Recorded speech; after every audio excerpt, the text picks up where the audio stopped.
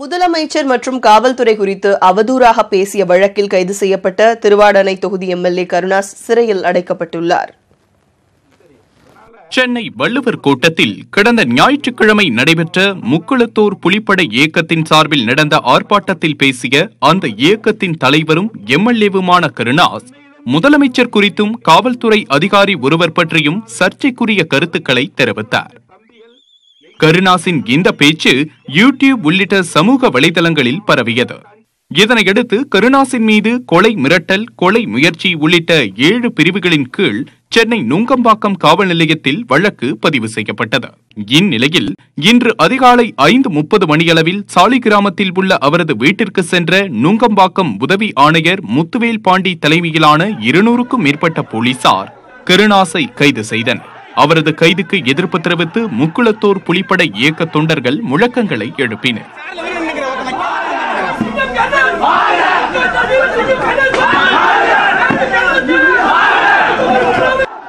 கைதுக்கு பிறகு செய்தியாளர்களிடம் பேசிய கருணாஸ், 307 பிரிவின் கீழ் தன்னை கைது செய்யும் அளவிற்கு என்ன தவறு செய்தேன் என்பது பற்றி தெரியவில்லை என்றார். தன் மீது பதிவு செய்யப்பட்டுள்ள வழக்குகளை நேரடியாக நீதிமன்றத்தில் சந்திக்க தயார் என்றும் கருணாஸ் கூறினார். அடுத்து ஒரு மேடையில பேசிய பேச்சுக்காக என்னுடைய சமுதாய உரிமைகளையும் சமுதாய இளைஞர்களை ஒருபடுத்தப்படுத்த வகையில் நான் பேசிய பேச்சுகளுக்காக 307 போடக்கூடிய அளவுக்கு நான் என்ன தவறு செய்தேன் அப்படிங்கிறதும் எனக்கு தெரிய கிடையாது.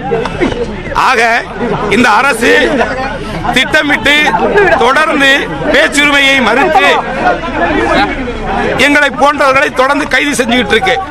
நுங்கம்பாக்கம் காவல் நிலையத்திற்கு அழைத்துச் செல்லப்பட்ட கருணாஸ் உள்ளிட்ட 4 பேரிடம் போலீசார் விசாரணை நடத்தினர். இந்த வழக்கில் தொடர்புடைய முக்குளத்தூர் புலிப்படை இயக்கத்தைச் சேர்ந்த நெடுமாறன், செல்வநாயகம், கார்த்திக் ஆகிய 3வரையும் போலீசார் கைது செய்தனர். 3 மணி நேரம் நடைபெற்ற விசாரணைக்கு பிறகு ராயப்பேட்டை அரசு மருத்துவமனைக்கு அழைத்துச் செல்லப்பட்ட கருணாஸுக்கு மருத்துவ பரிசோதனை செய்யப்பட்டது. இதனையடுத்து எழும்பூர் 13வது நீதிமன்ற நீதிபதியின் குடியிருப்பில் ஆஜர்படுத்தப்பட்ட கருணாஸின் மீது 307 பிரிவில் பதிவு செய்யப்பட்ட கொலை முயற்சி வழக்கு ரத்து செய்யப்பட்டதுடன் கைதான நெடுமாறன், கார்த்திக் ஆகிய 2வரையும் விசாரித்து நீதிபதி விடுவித்தார். இந்த விவகாரத்தில் மற்ற 6 பிரிவுகளின் கீழ் கருணாஸ், அவரது ஆதரவாளர் செல்வநாயகம் ஆகிய 2வரையும் அக்டோபர் 5ஆம் தேதி வரை நீதிமன்ற காவலில் வைக்க நீதிபதி கோபிநாத் உத்தரவிட்டார். அதிமுக ஆட்சியில் ராஜா, எஸ்வி சேகருக்கு ஒரு சட்டம், கருணாஸுக்கு ஒரு சட்டமா என திமுக தலைவர் மு க ஸ்டாலின் கேள்வி எழுப்பியுள்ளார். இதுகுறித்து மு க ஸ்டாலின் விடுத்துள்ள அறிக்கையில், தான் தெரிவித்த கருத்துக்கு வருத்தம் தெரிவித்த பிறகும் கருணாஸ் கைது செய்யப்பட்டிருப்பது ஆளுக்கு ஒரு நீதி, வேலைக்கு ஒரு நியாயம் என்ற நிலையில் சட்டம் அமல்படுத்தப்படுவதைத்தான் காட்டுகிறது என தெரிவித்துள்ளார்.